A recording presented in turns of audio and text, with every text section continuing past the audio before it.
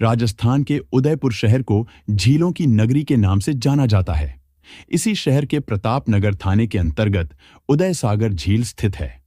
17 नवंबर 2020 को लोगों ने उदय सागर झील में एक बोरा पानी के ऊपर तैरता देखा। लग रहा था जैसे कि उसमें कोई चीज बंधी हो। किसी ने इसकी सूचना प्रतापनगर थाने में फोन द्वारा दे दी।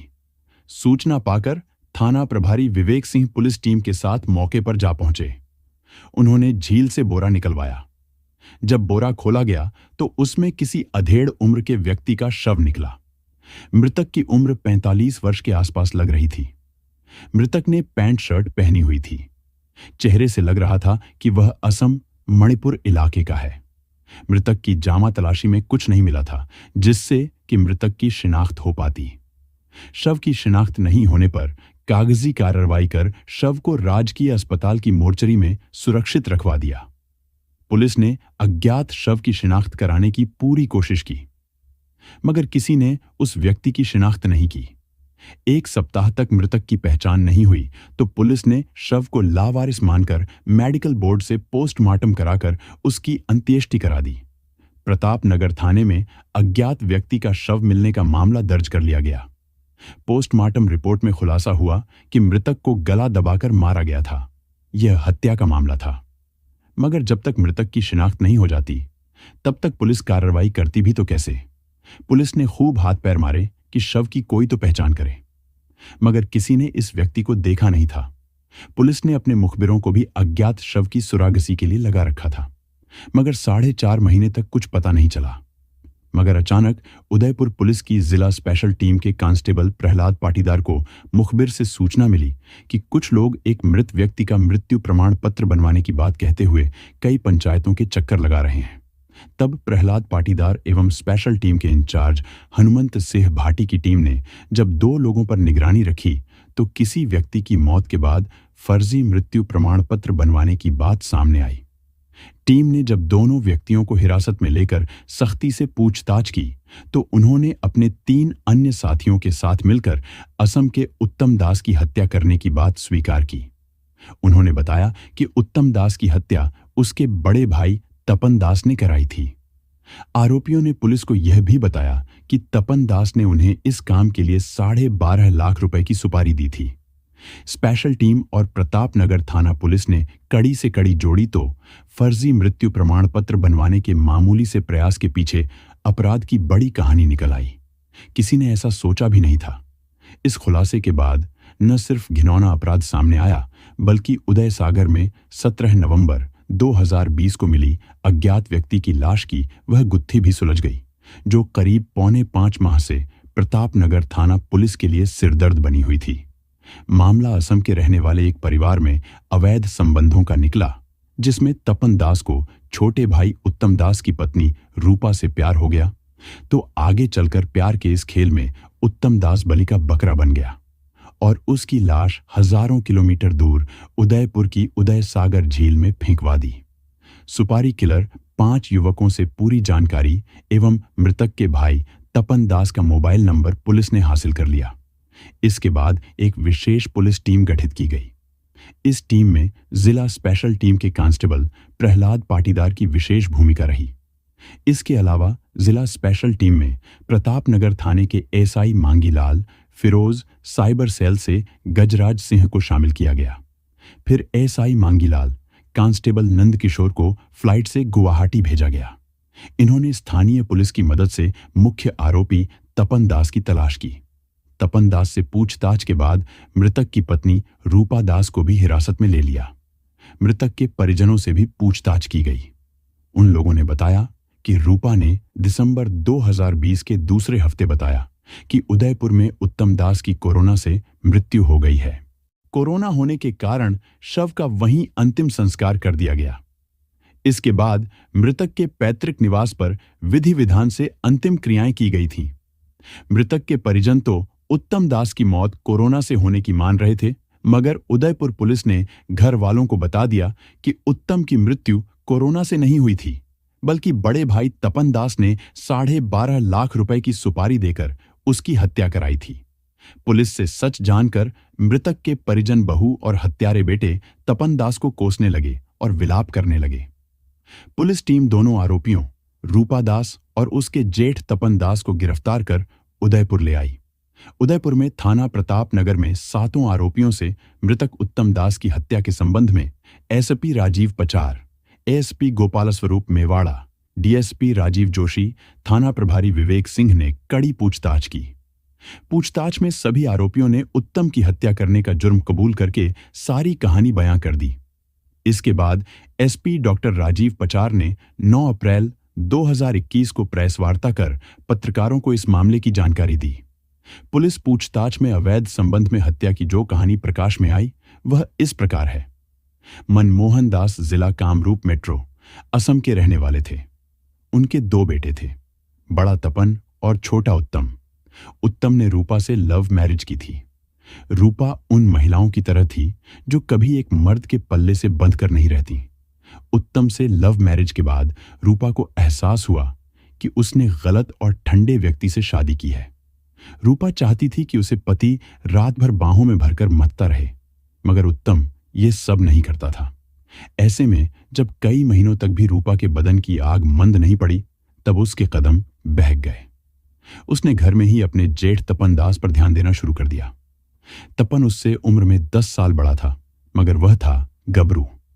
हस्तपुष्ट तपन ने छोटे भाई की पत्नी रूपा को अपनी तरफ ताकते मूक आमंत्रण देते देखा तो वह आशय समझ गया। एक रोज घर में जब कोई नहीं था तो तपन ने रूपा को अपनी मजबूत बाहों में भर लिया। रूपा ने कुछ प्रतिक्रिया नहीं की तो तपन का हौसला बढ़ गया। वह उसे कमरे में ले गया। तब दोनों ने अपनी हसरतें पूरी की। वैसे तो रूपा तपन की बहू लगती थी, मगर उन दोनों ने जेठ बहू के रिश्ते को कलंकित करके एक नया रिश्ता बना लिया था, अवैध संबंधों का रिश्ता। एक बार दोनों के बीच की मर्यादा रेखा टूटी तो वे अक्सर मौका निकालकर हसरतें पूरी करते रहे। तपन दास उदयपुर, राजस्थान स्थित एक कंपनी में नौकरी करता था। वह छुट्टी पर घर आता तो रूपा के इर्द गिर्द ही मंडराता रहता था। दोनों एक दूसरे से खुश थे, मगर कभी कभार उनका मन होने पर भी उत्तम दास के होने की वजह से संबंध नहीं बना पाते थे। ऐसे में उन्हें उत्तम राह का कांटा दिखने लगा। उत्तम दास वहीं कामरूप में ही काम करता था। कई साल तक रूपा और तपन के बीच यह खेल चोरी छिपे चलता रहा। घर परिवार में किसी को भनक तक नहीं लगी थी। तपन दास की उम्र 50 वर्ष की हो गई थी, फिर भी वह अच्छा खिलाड़ी था। रूपा ने तय कर लिया कि वह उत्तम दास को रास्ते से हटवाकर उसकी पैतृक संपत्ति एवं इंश्योरेंस के पैसे से तपन दास के साथ उम्र भर मौज करेगी। उसने अपनी योजना प्रेमी जेठ तपन दास को बताई तो वह बहुत खुश हुआ। वह भी यही चाहता था। सन 2020 में कोरोना के कारण काम धंधा बंद हो गया था। तपन दास उदयपुर से अपने घर कामरूप लौट आया। जब काम धंधा शुरू होने वाला था तब तपन दास ने अपने भाई उत्तम दास से कहा, उत्तम, यहां काम नहीं है। मैंने तेरे लिए उदयपुर स्थित अपनी कंपनी में बात की है। तुम वहां जाकर साइट देख लो, पसंद आए तो वहीं काम करना। उत्तम दास को बड़े भाई की बात जंच गई। वह अगले दिन ही उदयपुर के लिए निकल पड़ा। तपन ने इससे पहले रूपा के साथ मिलकर उत्तम की कहानी खत्म करने की योजना बना ली थी। रूपा ने तपन को 12.5 लाख रुपए देकर कहा था कि पति जिंदा नहीं लौटना चाहिए। तपन दास अपने भाई से मोबाइल के जरिए कांटेक्ट में रहा। तपन ने उदयपुर में अपनी पहचान के राकेश लोहार को फोन करके कहा, एक आदमी जयपुर आ रहा है, उसे गाड़ी में ले जाकर उसका काम तमाम कर देना। तुम्हें 12.5 लाख रुपए दे दूंगा। ठीक है तपन भाई, उसका मोबाइल नंबर दे दो, मैं मिलता हूं और उसका खेल खत्म कर दूंगा।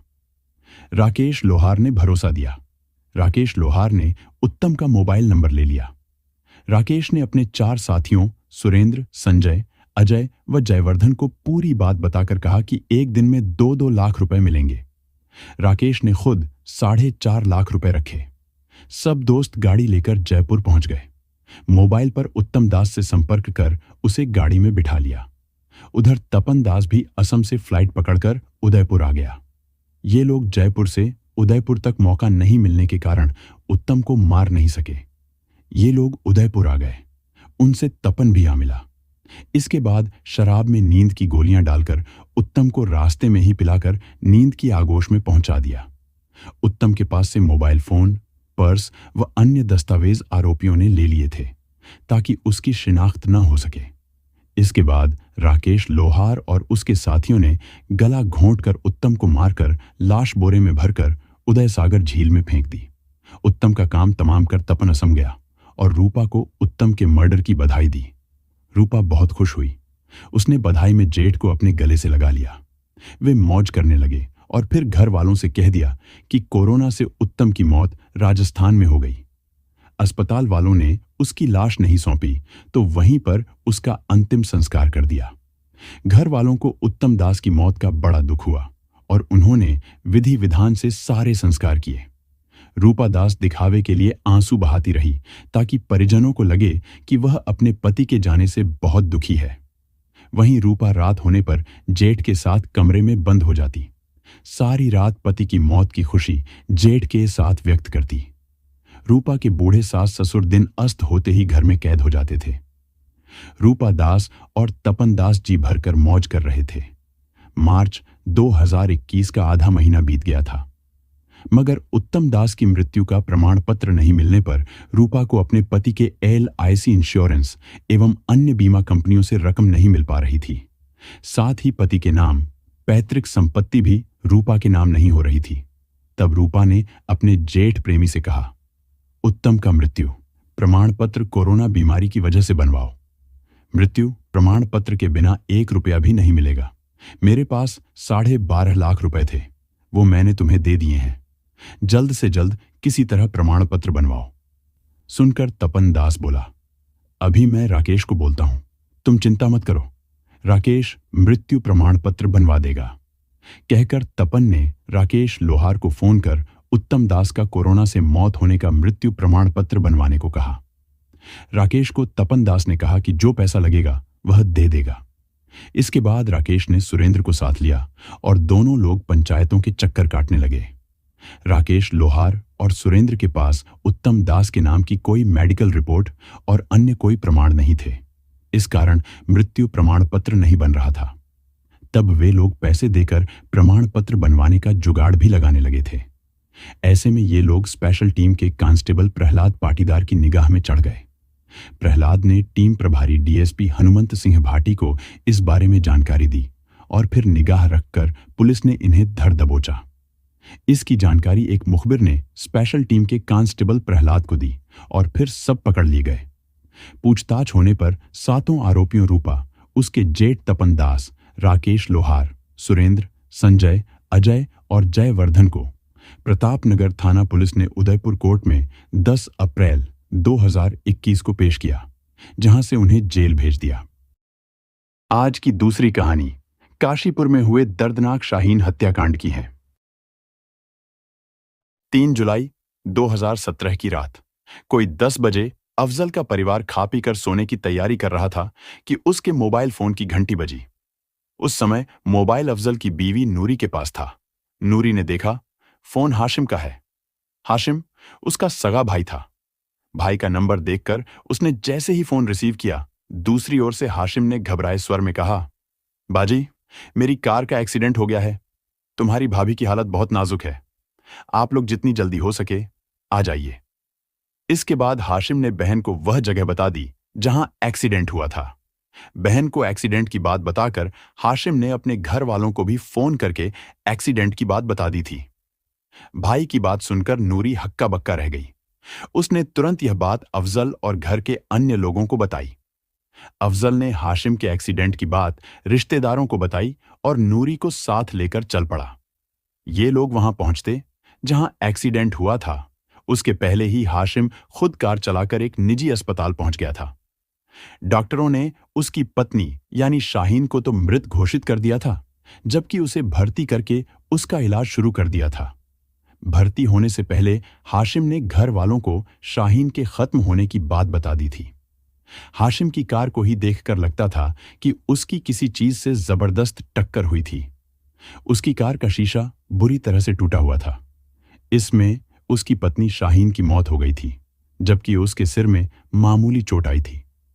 शाहीन की मौत की खबर सुनकर उसके घर में मातम छा गया था। वह 3 भाइयों की एकलौती बहन थी। वह 3 महीने की थी, तभी उसकी मां की मौत हो गई थी। शाहीन के पिता नसीम और भाइयों ने जैसे तैसे पाल पोस कर उसे बड़ा किया था। यही वजह थी कि उसकी मौत की खबर से उसके घर में कोहराम मच गया था। एक्सीडेंट का मामला होने के बावजूद न तो हाशिम ने और न ही उसके घर वालों ने इस बात की सूचना पुलिस को दी थी। रिश्तेदारों के कहने पर शाहीन के घर वालों ने भी एक्सीडेंट मानकर बिना पोस्टमार्टम कराए ही 3 जुलाई 2017 को उत्तराखंड के काशीपुर के मोहल्ला करबला बस्ती अली खां स्थित रहमत शाह बाबा वाले कब्रिस्तान में शाहीन की लाश को दफना दिया था। लेकिन शाहीन को दफन कर सभी घर आए तो उन्हें एक बात परेशान करने लगी कि शाहीन की मौत एक्सीडेंट से हुई थी तो उसका शरीर नीला क्यों पड़ गया था। नसीम अहमद अपनी लाडली बेटी शाहीन का जनाजा उठते देख फूट फूट कर रो पड़े थे। उन्होंने कभी सोचा भी नहीं था कि उनकी जवान बेटी की मौत इस तरह होगी। घर आकर नसीम अहमद और उनके बेटे इसी बात को लेकर परेशान थे।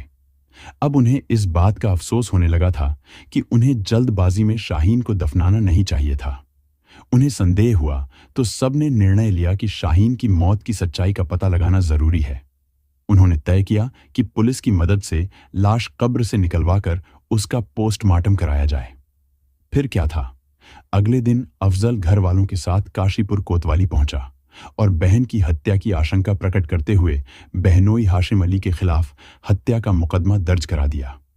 उसने पुलिस को बताया कि मौत के बाद शाहीन का शरीर नीला पड़ गया था, इसलिए उन्हें लगता है कि उसकी मौत कार एक्सीडेंट में नहीं बल्कि किसी अन्य वजह से हुई है। इसलिए अब वह उसकी लाश को कब्र से निकलवाकर पोस्टमार्टम कराना चाहता है।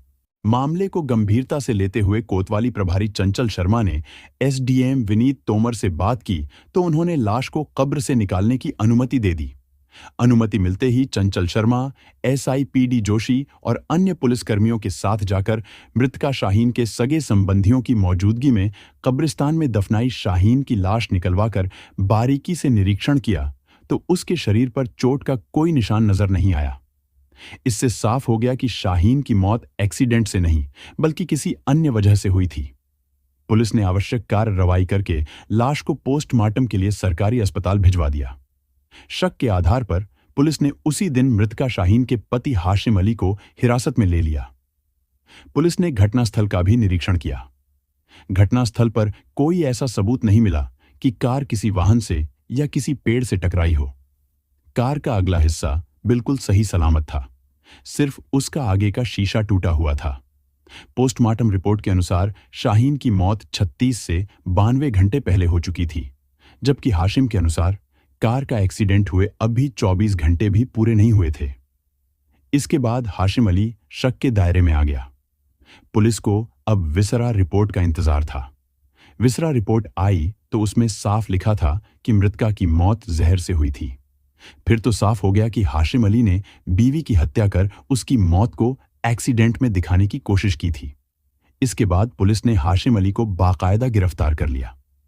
पुलिस ने घटनास्थल के पास लगे सीसीटीवी कैमरों की फुटेज निकलवा कर देखी तो हाशिम की करतूत का खुलासा हो गया। फिर तो हाशिम के झूठ बोलने का सवाल ही नहीं रहा। उसने शाहीन की हत्या का अपना अपराध स्वीकार करके उसकी हत्या की जो कहानी सुनाई वह इस प्रकार थी। काशीपुर के मोहल्ला कानू नगोयान में मोहम्मद नसीम अपने परिवार के साथ रहते थे। पत्नी की मौत के बाद उनके परिवार में 3 बेटे अशरफ, अफजल और जाकिर तथा एक बेटी शाहीन थी। जिस समय नसीम की पत्नी की मौत हुई थी बच्चे छोटे छोटे थे। बेटी शाहीन तो मात्र 3 महीने की थी। इसके बावजूद उन्होंने दूसरी शादी नहीं की। जैसे तैसे नसीम ने बच्चों को पाला। बेटे थोड़ा बड़े हुए तो उनके काम में हाथ बंटाने लगे। अशरफ और जाकिर इन्वर्टर मरम्मत का काम करने लगे तो अफजल वेल्डिंग का काम करने लगा। शाहीन बड़ी हुई तो उसने पढ़ने से साफ मना कर दिया, क्योंकि वह पिता और भाइयों की परेशानी देख रही थी। इसलिए पढ़ाई छोड़कर उसने घर गृहस्थी संभाल ली। समय पर नसीम ने बेटों की शादी कर दी थी। घर में बहुएं आ गईं तो शाहीन का बोझ काफी कम हो गया। तीनों भाइयों की शादी होते होते शाहीन भी शादी लायक हो गई। नसीम उसके लिए लड़का ढूंढने लगे। काशीपुर के ही मोहल्ला अली खां में नसीम का साढ़ू मोहम्मद अली रहता था। उससे नसीम के 2 रिश्ते थे। एक रिश्ते से वह उनका साढ़ू लगता था तो दूसरे रिश्ते से समधी। क्योंकि मोहम्मद अली की बेटी नूरी उनके बेटे अफजल से ब्याही थी। ऐसे में ही कभी नसीम ने शाहीन की शादी की बात मोहम्मद अली से चलाई तो उसने कहा, अरे समधी जी, बेटी की शादी को लेकर इतना परेशान क्यों हो रहे हो? आपकी बेटी के लायक एक लड़का मेरी नज़र में है, आप जब चाहें देख लें। मोहम्मद अली का इतना कहना था कि नसीम लड़का देखने के लिए बेताब हो उठे। उन्होंने लड़का दिखाने को कहा तो मोहम्मद अली ने अपने बेटे हाशिम अली को बुलाकर कहा, हमारा हाशिम भी तो शादी लायक है, क्यों ना आप अपनी बेटी की शादी इसी से कर दें। हाशिम अली को देखकर नसीम को झटका सा लगा। उन्होंने कहा, आप कह तो ठीक रहे हैं, लेकिन इसके लिए बच्चों से सलाह लेनी पड़ेगी, उसके बाद ही कोई निर्णय लूंगा। नसीम ने बेटों से बात की तो सभी को यह रिश्ता ठीक लगा। हाशिम देखने में तो ठीक ठाक था ही, वह रोजी रोजगार से भी था। उसकी काशीपुर की मेन बाजार में जूते चप्पलों की दुकान थी। उसकी दुकान चलती भी ठीक ठाक थी, इसलिए नसीम के बेटों ने हामी भर दी। इसके बाद दोनों परिवारों ने बैठकर शाहीन और हाशिम अली की शादी तय कर दी। शाहीन और हाशिम अली की शादी तय हो गई तो दोनों के घर वाले शादी की तैयारी में जुट गए। इसके बाद 28 जुलाई 2007 को दोनों की शादी हो गई तो शाहीन ससुराल आ गई। शादी के कुछ दिनों बाद तक सब ठीक ठाक चला। हाशिम शाहीन को दिल से प्यार करता था। कभी भी उसने किसी तरह की शिकायत का मौका नहीं दिया। उसकी दुकान अच्छी चल रही थी, जिससे उसे अच्छी आमदनी हो रही थी। दुकान की ही कमाई से उसने सेंट्रो कार भी खरीद ली थी। आदमी की कमाई अच्छी हो तो वह पैसे भी खुले हाथों से लुटाता है, लेकिन अगर वही पैसा गलत कामों में लगने लगे तो कमाई का कोई मतलब नहीं रह जाता। ऐसा ही हाशिम अली के साथ हुआ। वह शराब पीने लगा। शराब के बाद उसे शबाब का शौक लग गया। गलत लोगों के साथ पड़कर वह इस तरह बिगड़ गया कि दोनों हाथों से पैसे लुटाने लगा। आए दिन हाशिम दोस्तों के साथ अय्याशी करने रामनगर जाने लगा। वहां वह महंगे होटलों में लड़कियों के साथ मौज मस्ती करता। इससे पैसे तो बर्बाद हो रहे ही थे, दुकानदारी पर भी असर पड़ रहा था। अब तक शाहीन के 2 बच्चे हो चुके थे, बेटी लाइवा और बेटा हमजा। पति की करतूतों का पता शाहीन को चला तो उसे बच्चों की चिंता सताने लगी। उसने हाशिम अली को बहुत समझाया, पर पत्नी के समझाने का असर उस पर जरा भी नहीं हुआ। मजबूर होकर शाहीन ने हाशिम की शिकायत अपने पिता और भाइयों से कर दी। नसीम ने हाशिम अली को अपने घर बुलाकर समझाने की कोशिश की तो उसने अपने ऊपर लगे सभी आरोपों को झूठा बताया। शाहीन ने सोचा था कि शिकायत करने से हाशिम अली डर कर सुधर जाएगा, लेकिन हुआ इसका उलटा। हाशिम अली शाहीन से खफा खफा रहने लगा। अब वह उससे ठीक से न बात करता और न उसके पास उठता बैठता। ठीक से दुकान पर न बैठने की वजह से कमाई भी कम हो गई थी, जबकि हाशिम अली के खर्च बहुत बढ़ गए थे। इस स्थिति में पति पत्नी में तनाव रहने लगा। शाहीन का समझाना हाशिम अली को बुरा लगता था। इसी वजह से हाशिम ज्यादातर घर से बाहर ही रहने लगा। हाशिम को आपराधिक धारावाहिक काफी पसंद थे। बीवी की पाबंदियों से वह परेशान रहने लगा था। शाहीन अब उसे पत्नी नहीं, चुड़ैल नजर आने लगी थी, जिसे अब वह एक पल भी नहीं देखना चाहता था। शायद यही वजह थी कि आपराधिक धारावाहिक देखते देखते उसने खुद अपराध करने का विचार कर लिया। वह जानता था कि अपराध का परिणाम अच्छा नहीं होता, लेकिन उसे लगता था कि वह इस तरह अपराध करेगा कि कोई उसे पकड़ नहीं पाएगा। यही सोचकर उसने शाहीन को खत्म करने की योजना बना डाली। योजना बनाकर हाशिम शाहीन को अपने मकड़ जाल में फंसाने लगा। अपना व्यवहार बदलकर वह शरीफ बन गया। वह शाहीन और बच्चों को प्यार करने का नाटक करने लगा। उसके इस बदलाव से शाहीन हैरान थी, लेकिन उसे खुशी भी थी। उसने यह बात मायके वालों से बताई तो उन्हें भी खुशी हुई। हाशिम में आए बदलाव को देखकर शाहीन के भाइयों ने उसे अलग मकान दिलाने का विचार किया। अफजल ने बहन के लिए पद्मावती कॉलोनी में एक मकान खरीद दिया। बस इसी के बाद हाशिम ने षड्यंत्र रचना शुरू कर दिया। शाहीन को विश्वास में लेकर उसने समझाया कि कारोबार बढ़ाने के लिए उसे पैसों की जरूरत है, क्यों न वह अपने मकान पर कर्ज ले ले। शाहीन ने इस बारे में पिता और भाइयों से सलाह ली तो हाशिम अली की बेहतरी के लिए सभी ने हां कर दी। इसके बाद हाशिम अली ने मकान पर 12 लाख रुपए का कर्ज ले लिया। हाशिम अली ने बिना किसी को बताए शाहीन का 8 लाख रुपए का दुर्घटना बीमा करा दिया, जिसका नामिनी उसने खुद को बनाया। इतना सब करके वह निश्चित हो गया। शाहीन को लग रहा था कि हाशिम अब पूरी तरह से सुधर गया है, जबकि वह कुछ और ही तैयारी कर रहा था। संयोग से उसी बीच शाहीन ने हाशिम अली को किसी औरत से फोन पर बातें करते पकड़ लिया, तो दोनों में संबंध फिर बिगड़ गए। इस तरह हाशिम की योजना पर पानी फिर गया। शाहीन को कहीं से पता चला कि हाशिम के एक नहीं कई औरतों से संबंध हैं, तो दोनों के बीच तनाव काफी बढ़ गया। अब रोज ही घर में क्लेश होने लगा। इससे हाशिम अली शाहीन को रास्ते का कांटा समझकर उसे जल्दी निकालने की योजना बनाने लगा। उसे पूरा विश्वास था कि वह अपनी बनाई योजना में शाहीन को खत्म भी कर देगा और किसी को उस पर शक भी नहीं होगा। शाहीन के खत्म होते ही वह माला माल हो जाएगा। उसके मकान और बीमे से मिलने वाली रकम से वह मौज करेगा। अपनी उसी योजना के अनुसार हाशिम अली दिल्ली माल लाने गया, तो वहीं से जहर लाकर घर में रख लिया। अब वह मौके की तलाश में लग गया। 1 जुलाई 2017 की रात किसी बात को लेकर पति पत्नी के बीच बहस हो गई। हाशिम जानता था कि इस तरह उसकी योजना सफल नहीं हो पाएगी। योजना को सफल बनाने के लिए उसने शाहीन से माफी मांगकर कहा कि अब वह ऐसी गलती फिर कभी नहीं करेगा। भोली भाली शाहीन उसे अब तक न जाने कितनी बार माफ कर चुकी थी, इसलिए उस दिन भी माफ कर दिया। अगले दिन यानी 2 जुलाई शनिवार को हाशिम अली शाहीन और बच्चों को कार से घुमाने ले गया। दरअसल घुमाने के बहाने वह ऐसी जगह देखने गया था जहां अपनी योजना को अंजाम दे सके। पहले रामनगर रोड पर गया, उसके बाद वह दढ़ियाल वाली रोड पर गया। अपना काम करने के लिए दढ़ियाल वाली रोड उसे ज्यादा उचित लगी, क्योंकि रात को वह सुनसान हो जाती थी। जगह देखकर वह वापस आ गया। घर आकर शाहीन बच्चों और हाशिम अली को खाना खिलाकर घर के काम निपटाने लगी।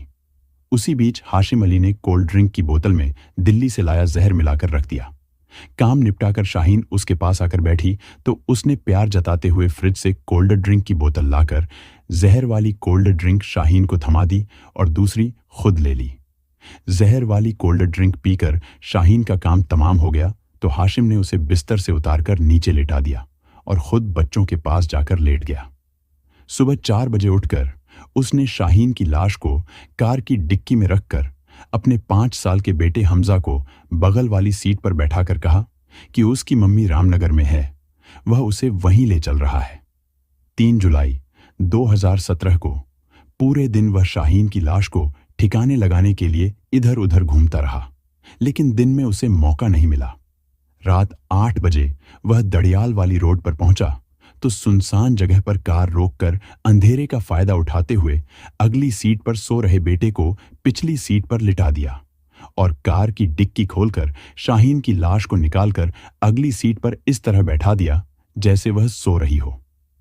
इसके बाद हाशिम ने कार का अगला शीशा तोड़ दिया और कार को सड़क के किनारे इस तरह खड़ी कर दी जैसे कोई वाहन वाला उसकी कार को टक्कर मारकर चला गया हो। शाहीन मरी पड़ी थी। जरा सा झटका लगते ही उसका सिर टूटे शीशे से जा टकराया। अपनी योजना को अंजाम देकर खुद को चोटिल दिखाने के लिए उसने अपना सिर कार की बॉडी पर पटक दिया। इस तरह उसने अपनी योजना को अंजाम दे दिया। घर वालों ने शव भी दफना दिया, लेकिन शाहीन के घर वालों को शक इस बात पर हुआ कि शाहीन की लाश नीली क्यों थी। हाशिम को सुंदर और सुशील बीवी मिली थी, ससुराल भी अच्छी थी, उसके फूल से 2 सुंदर बच्चे भी थे, लेकिन शराब और शबाब के चक्कर में उसने अपनी बसी बसाई गृहस्थी उजाड़ दी। पत्नी को मारकर वह जेल चला गया, जिससे उसके बच्चे अनाथ हो गए। हाशिम के अपराध स्वीकार करने के बाद पुलिस ने हाशिम अली पर भादंवी की धारा 302, 201 के तहत उसके खिलाफ मुकदमा दर्ज कर उसे कोर्ट में पेश किया, जहां से उसे जेल भेज दिया गया। शाहीन के बच्चे अब अपने मामा अफजल के पास हैं। दोस्तों, इस कहानी को सुनाने का हमारा उद्देश्य किसी की भावनाओं को आहत करना, किसी को ठेस पहुंचाना या परेशान करना बिल्कुल नहीं था।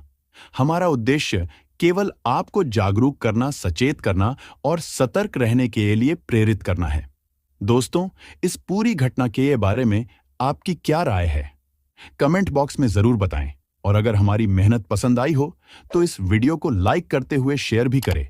अगर आपने अब तक चैनल को सब्सक्राइब नहीं किया है तो हमारे चैनल को सब्सक्राइब कर लीजिए।